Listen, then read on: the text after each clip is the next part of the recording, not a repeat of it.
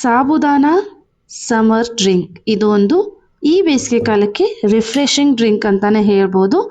ಯಾಕಂದರೆ ಇದು ಬಾಡಿಗೆ ಒಂದು ಕೂಲಿಂಗ್ ಎಫೆಕ್ಟ್ನ ಕೂಡ ಕೊಡುತ್ತೆ. ನಾನಿಲ್ಲಿ ಅರ್ಧ ಕಪ್ನಷ್ಟು ಸಾಬುದಾನ ಅಥವಾ ಸಬ್ಬಕ್ಕಿನ ತಗೊಂಡಿದ್ದೀನಿ. ಇದನ್ನು ನಾನು 1 ಕಪ್ನಷ್ಟು ನೀರಲ್ಲಿ ನೆನೆ ಇಟ್ಕೊಳ್ತಾ ಇದ್ದೀನಿ. ಸ್ವಲ್ಪ ಲ್ಯೂಕ್ ವಾರ್ಮ್ ವಾಟರಲ್ಲೇ ನಾನು ಇದನ್ನು ನೆನೆ ಇಡ್ತಾ ಇದ್ದೀನಿ. ನಾನಿಲ್ಲಿ ಕಲ್ಲು ಸಕ್ಕರೆನ ಯೂಸ್ ಮಾಡ್ತಾ ಇದ್ದೀನಿ.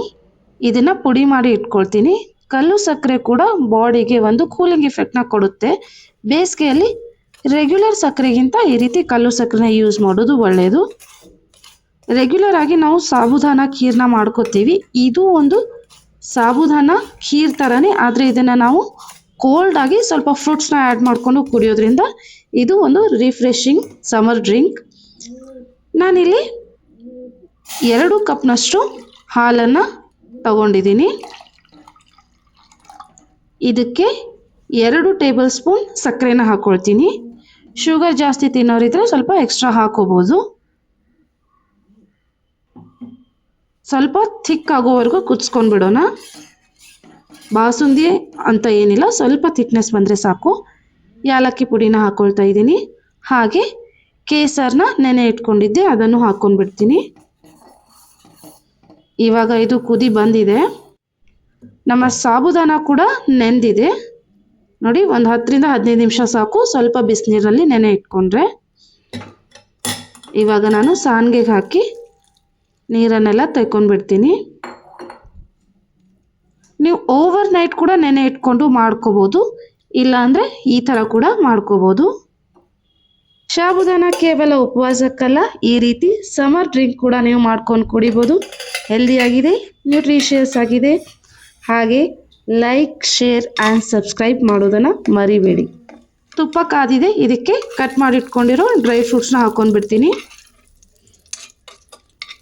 ಹುರ್ಕೊಂಡ್ಬಿಟ್ಟು ಡ್ರೈ ಫ್ರೂಟ್ಸ್ನ ತೆಗೆದ್ಬಿಟ್ಟು ಅದೇ ತುಪ್ಪಕ್ಕೆ ನಾನು ಸಾಬುದಾನನ ಹಾಕಿ ಸ್ವಲ್ಪ ಟ್ರಾನ್ಸ್ಪರೆಂಟ್ ಕಲರ್ ಆಗಬೇಕು, ಅಂದರೆ ಇದು ಕಂಪ್ಲೀಟಾಗಿ ಬೆಂದಿದೆ ಅಂತ ಅರ್ಥ. ನೋಡಿ, ಇದನ್ನು ನೀಟಾಗಿ ಬೇಯಿಸ್ಕೊಂಡ್ಬಿಡ್ತೀನಿ.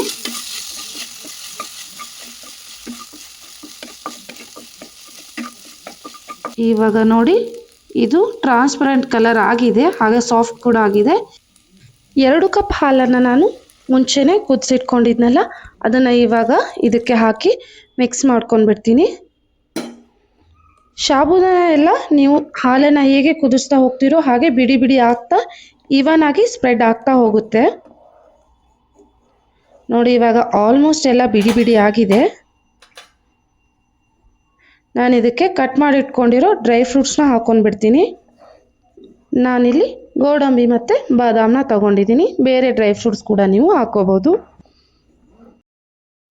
ನೋಡಿ, ಸಾಬುದಾನ ಎಲ್ಲ ಬಿಡಿ ಬಿಡಿಯಾಗಿ ಈವನ್ ಆಗಿ ಸ್ಪ್ರೆಡ್ ಆಗಿದೆ. ಸೊ ಇದು ಆಲ್ಮೋಸ್ಟ್ ರೆಡಿ ಆಗಿದೆ. ನಿಮಗೆ ಖೀರ್ ಥರ ಬೇಕಿದ್ರೆ ಬಿಸಿ ಬಿಸಿ ಹೀಗೆ ಸರ್ವ್ ಮಾಡ್ಕೊಳ್ಳಿ. ಇಲ್ಲ ಅಂದರೆ ರಿಫ್ರೆಶಿಂಗ್ ಸಮರ್ ಡ್ರಿಂಕ್ ಥರ ಬೇಕಿದ್ರೆ ಸ್ವಲ್ಪ ತಣ್ಣಗಾಗಲಿ. ನೀವು ಇದಕ್ಕೆ ಐಸ್ ಕ್ಯೂಬ್ಸ್ನ ಕೂಡ ಆ್ಯಡ್ ಮಾಡ್ಕೋಬೋದು ತಣ್ಣಗಾದ್ಮೇಲೆ. ಇಲ್ಲಾಂದರೆ ಫ್ರಿಜ್ಜಲ್ಲಿಟ್ಟು ಕೋಲ್ಡಾಗಿ ಕೂಡ ತಿನ್ಬೋದು. ನಾನು ಕಟ್ ಮಾಡಿ ಇಟ್ಕೊಂಡಿರೋ ಆ್ಯಪಲ್ನ ಹಾಕ್ಕೊಳ್ತಾ ಇದ್ದೀನಿ. ಹಾಗೆ ಗ್ರೇಪ್ಸ್ನ ಹಾಕ್ಕೊಳ್ತಾ ಇದ್ದೀನಿ. ಮತ್ತು ಪೊಮೊಗ್ರೆನೇಟ್ನ ಹಾಕ್ಕೊಳ್ತಾ ಇದ್ದೀನಿ. ಫ್ರೂಟ್ಸ್ ಬೇಡ ಅಂದರೆ ಅದನ್ನು ಎಕ್ಸ್ಕ್ಲೂಡ್ ಮಾಡಿ ಹಾಗೆ ಕೂಡ ತಿನ್ಬೋದು. ನಾನು ನೆನೆಸಿಟ್ಟಿರುವಂಥ 2 ಸ್ಪೂನ್ ಚಿಯಾ ಸೀಡ್ಸ್ನ ಹಾಕ್ಕೊಂಡ್ಬಿಡ್ತೀನಿ. ಫ್ರೂಟ್ಫುಲ್ ಹೆಲ್ದಿ ಆಗಿರುವಂಥ ನಮ್ಮ ಸಮರ್ ರಿಫ್ರೆಶಿಂಗ್ ಡ್ರಿಂಕ್ ರೆಡಿ ಆಗಿದೆ.